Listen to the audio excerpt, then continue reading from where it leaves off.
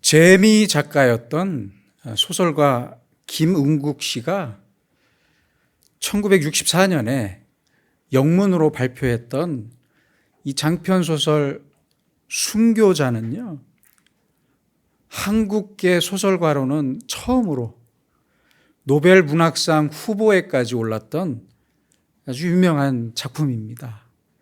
이 작품의 대략적인 줄거리는 이렇습니다. 우리나라의 6.25 전쟁 직전에 14명의 목사가 인민군에게 끌려가서 12명의 목사는 총살을 당했고요. 살아남은 2명은 배신자로 찍혀서 사람들의 많은 지탄을 받았습니다.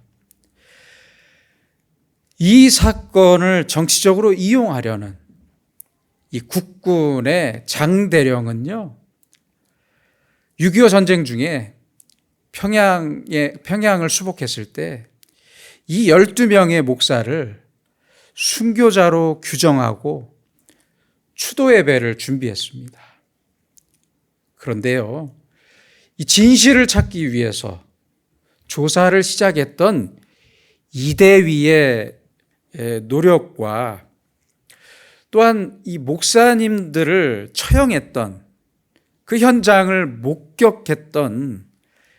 처형당하는 현장을 목격했던 인민군의 정소좌가 체포되면서요, 새로운 사실이 드러나게 됩니다.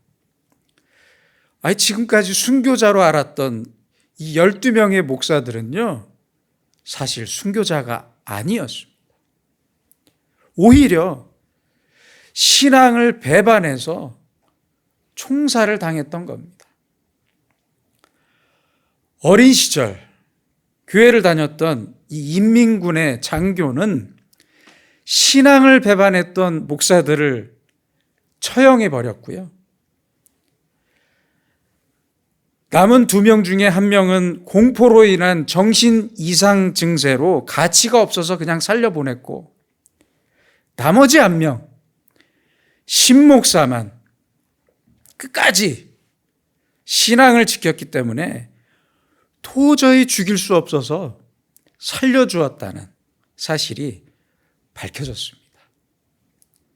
결국 이 순교자로 알려진 12명의 목사가 사실은 배반자였고, 배교자였고, 배반자로 멸시받던 이 신목사 1명만이 진짜 순교자라는 것이 소설의 내용이었습니다. 소설 속의 이 신목사는 이대위에게 이렇게 말을 했습니다. 대위, 인간을 사랑하시오. 용기를 갖고 십자가를 지시오. 개인적으로요, 저는 목사로서 이 순교자라는 소설의 내용이 저와 동떨어져 있는 이야기가 아니라 대단히 밀접한 이야기라고 그렇게 생각이 듭니다. 내가 이와 똑같은 상황에 처한다면 과연 나는 어떻게 행동했을까? 삶과 죽음 앞에서 나는 내 십자가를 지고 끝까지 나의 신앙을 지킬 수 있을까? 오늘의 나는 과연 신앙을 지키며 살고 있는 것일까? 여러분의 생각은 어떻습니까? 현대에는 이념적으로, 철학적으로, 그리고 정치나 종교적으로 다원주의의 시대라고 할 수 있습니다. 다원주의의 시대입니다. 그래서 현대인은 아주 변화무쌍한 수많은 가치관의 홍수 속에 살아가고 있습니다. 다원주의는요, 개인적 혹은 집단적 차원의 모든 다양성과 가치관을 인정하고 존중하는 것을 말합니다. 쉽게 말하면요, 이것도 좋고 저것도 좋다는 거예요. 그런 이야기입니다. 그래서요, 우스운 말로 이 다원주의를 이렇게 표현하기도 합니다. 절대 절대적인 것은 절대로 없다. 그렇습니다. 이 말로 표현할 수 있는 세상을 우리는 살아가고 있습니다. 그런데요, 아주 재밌는 사실은요, 이러한 사회적인 상황 속에서도 인간의 마음은 계속해서 절대자를 찾고 있습니다. 영원히 변하지 않을 그 가치를 찾을 뿐만 아니라 끝까지 변하지 않는 사랑을 원하며 찾아 헤매고 있습니다. 그렇지 않습니까? 다시 말하면요, 다양하게 변하는 가치관과 세계관 속에 살면서도 흔들리지 않는 것, 영원히 변하지 않는 절대적인 것을 얻어야만 안정과 평안을 얻을 수 있는 존재가 바로 인간이라는 그런 말입니다. 이렇게 현대인은 가치의 홍수와 혼동과 모순된 현실 속에서 고민에 빠져 있습니다. 우리의 신앙생활을 들여다봐도요, 상황은 똑같습니다. 비슷합니다. 그래서 어느 신학자는요, 이러한 상황을 이렇게 표현했습니다. 하나님이 있다고 말하자니 확신이 없고, 없다고 말하자니 불안한 것이 현대인의 신앙생활이다. 현대인의 신앙이다. 그렇게 말을 했습니다. 옳은 이야기 같습니다. 나름대로 신앙생활을 한다고 하지만 희미하고 애매하게 사는 사람들이 참 많습니다. 하나님을 믿고 산다고 하지만 여기에 한 발, 저기에 한 발, 그렇게 살아갑니다. 희미한 믿음 때문에 오늘과 내일이 불안하고요. 교회에서 팔을 빼자니 지금까지 드렸던 헌금이 아깝대요. 헌금이 아까워요. 투자했던 시간과 정성이 아깝고 교회의 직분도 아까워요. 그래서 이러지도 저러지도 못한 채 막연하게 끌려다니는 교인들이 참 많은 것 같습니다. 오늘 성경 말씀에서도요, 이렇게 막연하고 희미하고 애매한 사람을 만날 수 있습니다. 그는 바로 베드로입니다. 그는 3년 동안 예수님의 가르침을 받았고 12제자 중에서요, 수제자였어요. 수제자. 주는 그리스도시요 살아계신 하나님의 아들이시니이다. 이렇게 유명한 신앙 고백을 했습니다. 올바른 신앙 고백으로 예수님에게 반석이라는 뜻의 베드로라는 이름을 새로 얻었고요. 천국의 열쇠까지 받은 제자였습니다. 수제자였습니다. 그런데 오늘 말씀에 등장하는 베드로는 너무 비겁하고 초라한 배반자의 모습입니다.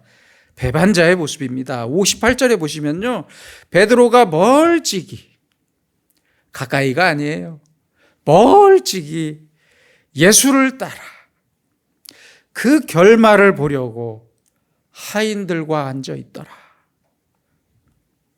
예수님 바로 옆에 함께 있지 못하고 멀찍이 떨어져서 따라갔습니다. 대단히 비겁하고 아주 초라한 모습입니다. 예수님과 함께 가서 고난을 당하든지 아니면 차라리 도망을 갔으면 좋았을 텐데, 가까이 함께 하지도 못하고 도망도 가지 못한 채 그 결말이 궁금해서 결말을 보려고 멀찍이 떨어져서 쭈뼛거리고 머뭇거리는 그의 모습이 참 너무나 유감스럽고 안타깝습니다. 이렇게 서성거리면서 결과를 보면 뭐 어쩌겠다는 것입니까? 만약 예수님이 갑자기 큰 이적을 행하셔가지고 다 엎어버리고 정치적인 왕이라도 된다면, 그때 가서야, 그제서야 내가 예수님의 제자인 수제자인 베드로입니다. 베드로다. 뭐 이렇게 짠하고 나타나기라도 하겠다는 이야기입니까? 아니면 결과가 안 좋으면 그때 가서야 멀리 도망가겠다는 이야기입니까? 이 얼마나 비겁하고 기회주의적인 모습입니까? 너무 가슴 아픈 장면입니다. 오늘 본문 뒤에 이어지는 말씀을 보면요, 이런 베드로에게 찾아오는 것은 더 큰 시험과 절망뿐이었습니다. 이렇게 아무런 결정도 못하고 헤매는 사람에게 남는 것은 무기력과 더 큰 시험과 함정뿐이었습니다. 그래서 더 비겁하고 더 초라한 모습으로 전락하게 될 뿐입니다. 한번 보실까요? 이어지는 69절부터 보시면요, 베드로는 보잘것없는 한 여종이 자신을 알아보자 처음에는 모른다고 부인하다가 두 번째는 맹세하면서 부인했고요, 세 번째는 저주하고 맹세하면서 부인했습니다. 지금 베드로가 있는 곳은 빌라도의 법정이 아니에요. 대제사장 가야바의 공회장이었습니다. 자기 동족들이 모여서 회의하는 장소였어요. 다시 말하면요, 로마 군인의 손에 의해서 당장 죽을 상황이 아니었다는 말입니다. 하나뿐인 목숨을 지키기 위해서, 부지하기 위해서 거짓말을 해야만 했던 그러한 절박한 상황이 아니었어요. 다시 말씀드리자면 이렇게 비겁해질 상황이 아니었단 말씀입니다. 그런데 베드로는 가장 신분이 미천했던 여종, 로마 군인도 아닌 그 여종 한 명의 말에 그만 예수님을 부인하고 말았습니다. 오늘 본문 말씀 바로 전인 35절에서 베드로는 이렇게 다짐했습니다. 내가 주와 함께 죽을지언정 주를 부인하지 않겠나이다. 이렇게 결연했던 다짐이 로마 군인도 아닌 그 별 볼 일 없는 여종의 말에 너무 허무하게 무너져 버리고 말았습니다. 지금 예수님께로부터 멀찍이 떨어져 있었던 베드로는 3년 동안 예수님과 가까이 있었다고 생각했겠지만 사실 3년 동안 멀찍이 떨어져 있었던 것입니다. 몸은 가까이에 있었을지 몰라도 그의 마음은 너무 멀리 떨어져 있었어요. 너무 멀리 떨어져 있었습니다. 생각해보면 베드로는 예수님과 함께 변화산에 올라갔을 때도요, 헛소리를 합니다. 초막을 짓고 살자고. 그렇죠? 예수님께서 겟세마네 동산에서 피땀을 흘리며 기도하실 때에도 잠을 자고 있었습니다. 기도하지 않았어요. 정치적인 영광만 생각하면서 예수님의 십자가를 만류하다가 무슨 말을 들었습니까? 예수님한테 사탄아 내 뒤로 물러가라. 너는 나를 넘어지게 하는 자로다. 이렇게 책망을 듣기도 했습니다. 이렇게 베드로의 마음은요, 애초부터 예수님께로부터 멀찍이 떨어져 있었습니다. 그렇다면 궁금합니다. 예수님을 멀찍이 따른다는 것이 구체적으로 무슨 뜻일까요? 첫째는요, 예수님의 가르침을 멀리 떠나 있다는 것입니다. 그래서 지식이 없다는 뜻이에요. 무지하다는 뜻이에요. 관심이 없다는 뜻이에요. 예수님의 그 마음과 뜻도 모르고 관심도 없어요. 예수님께서는 항상 지식을 강조하셨습니다. 요한복음에서는 이 사실을 아주 잘 기록하고 있습니다. 지금은 알지 못하나 이후에는 알리라. 아버지께서 내 이름으로 보내실 성령, 그가 너희에게 모든 것을 가르치고 내가 너희에게 말한 모든 것을 생각나게 하리라. 영생은 예수 그리스도를 아는 것이니이다. 바울도 말씀했습니다. 내가 기도하노라 너희 사랑을 지식과 모든 총명으로 점점 더 풍성하게 하사. 너희의 지식을 위해서 기도하겠다는 말씀입니다. 그리고 지금의 베드로도요, 나중에 성령으로 새 사람이 되고 나서는요, 이렇게 고백했습니다. 너희 믿음의 덕에 지식을 더하라. 이렇게 말씀하고 있습니다. 예수님의 그 마음과 예수님의 뜻, 예수님의 사랑과 말씀과 가르침을 모르고 하는 일은 언제나 무기력할 수밖에 없는 것이고요. 끝에는요, 고집만 남게 됩니다. 고집만 남아요. 개그맨 이경규 씨가 아주 멋진 말을 한 적이 있죠. 무식한 사람이 신념을 가지면 무섭습니다. 아니, 독재자들 보세요. 얼마나 무식한 사람들이었습니까? 박정희나 전두환이나. 그런 사람들이 신념을 가지면요, 정말 무서워집니다. 세상이 무서워지는 거예요. 가정이 무서워지는 거예요. 아주 옳은 말입니다. 자기 욕심과 자기 명예에 붙들린 사람이, 생각해 보세요. 어떻게 하늘의 미랄처럼 썩어질 수가 있겠습니까? 또한 이기심과 교만에 빠진 사람이 무엇을 베풀 수 있겠습니까? 예수님께서 반복해서 말씀하셨던 십자가의 고난과 부활의 참된 의미를 정치적인 욕심으로 지성이 마비돼 버린 지금의 베드로는요, 끝까지 알 수가 없었습니다. 그 십자가의 고난과 부활의 의미를 알 수가 없었어요. 그래서 우리는 더 겸손한 사람으로 욕심과 이기심을 버려야 하고, 고난의 십자가가 나에게 들려주는 예수님의 그 귀한 말씀에 항상 귀를 기울여야 합니다. 천국은 십자가라는 이 좁은 길을 통해야만 소유할 수 있다는 사실을 알아야 하고요. 영광은 수치와 고난을 통해 찾아온다는 사실도 알아야 하고, 저 미래의 약속이 오늘을 통해 이루어진다는 사실을 알아야 합니다. 이 사실을 베드로가 알았다면 비겁하고 나약하고 예수님께로부터 멀찍이 떨어져서 서성거리는 사람이 되지는 않았을 것입니다. 나의 멍에를 메고 배우라. 나의 멍에를 메고 내게 배우라.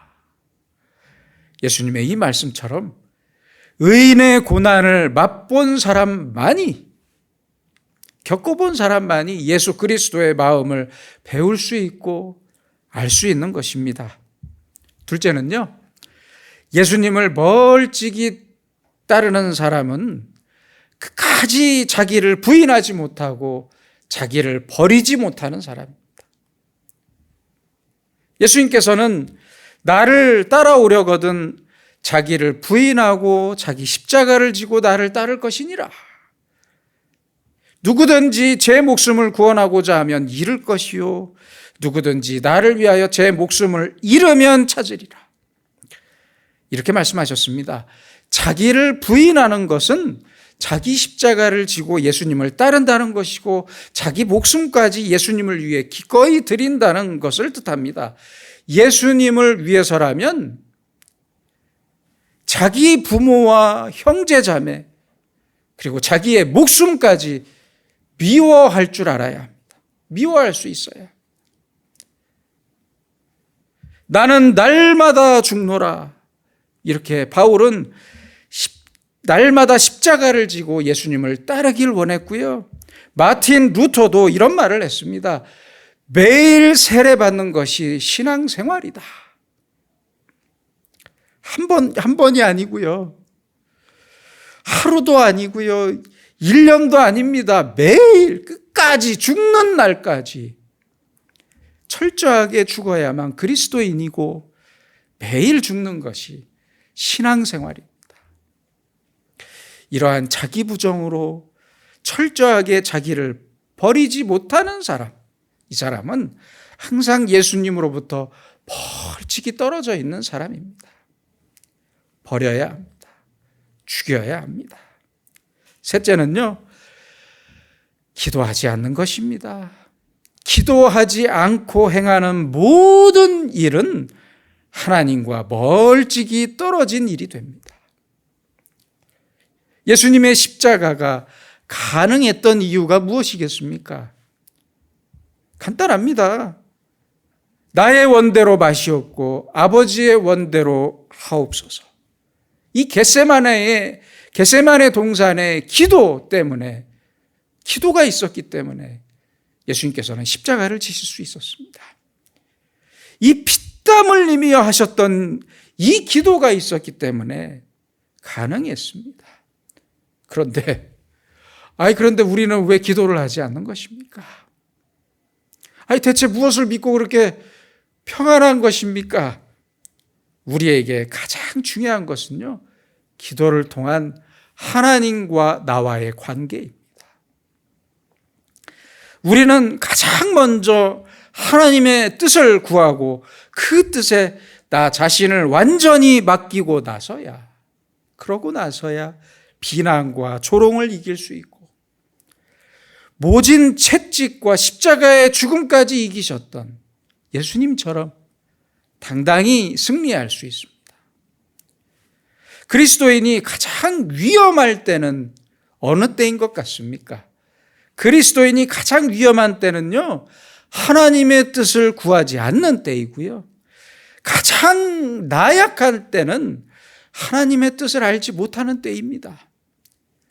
또한 하나님께서 나와 동행하신다는 그 확신이 없을 때 그리스도인은 비겁해지는 것입니다. 이러한 절박한 상황에서 벗어날 수 있는 길은 오직 기도입니다. 하나님과의 관계 안에서 기도를 통해 해결되지 않은 일은 그 어떤 일이라도 이미 실패한 일입니다.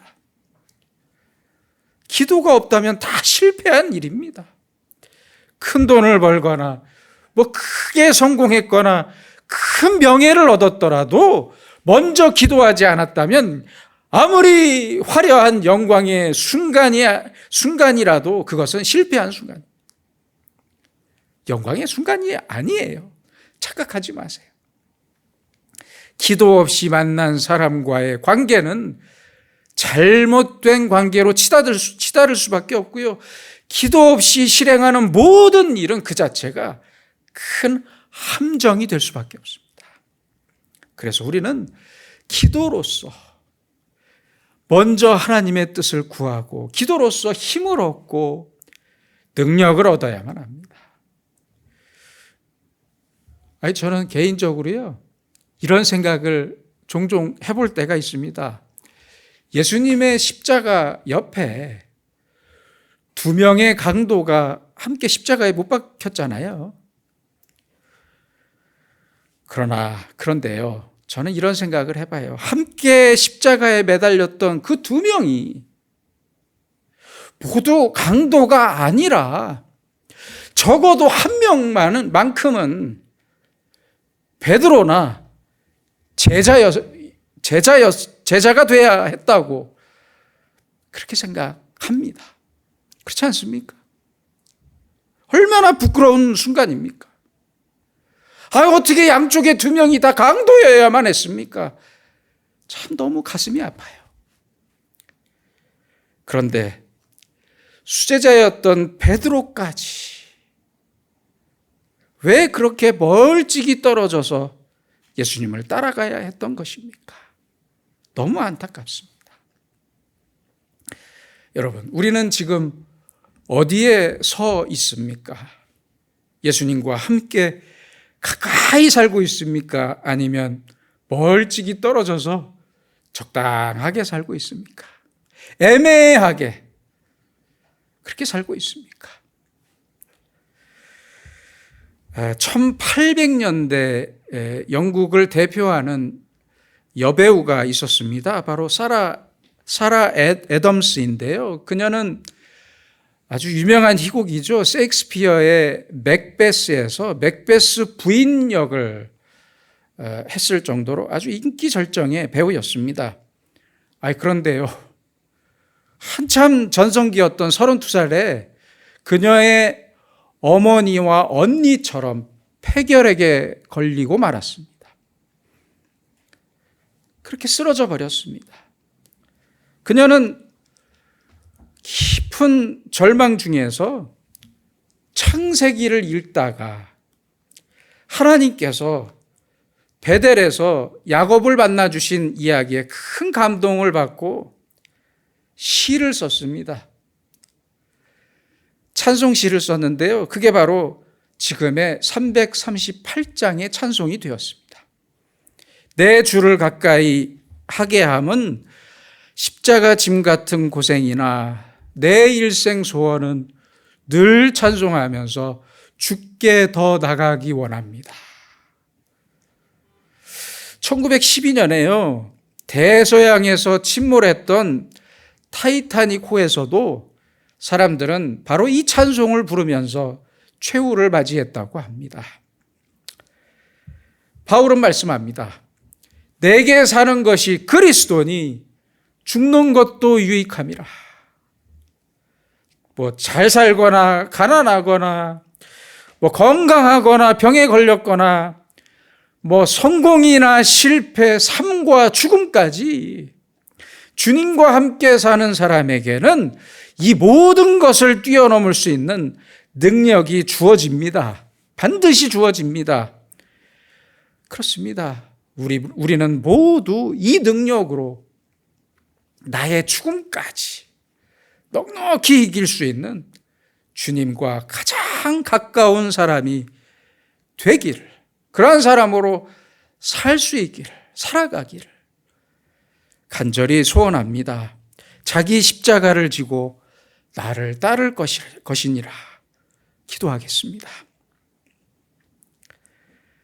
전능하신 하나님 아버지, 지금의 우리는 많은 가치관의 혼란 속에서 이리저리 헤매며 살아가고 있습니다.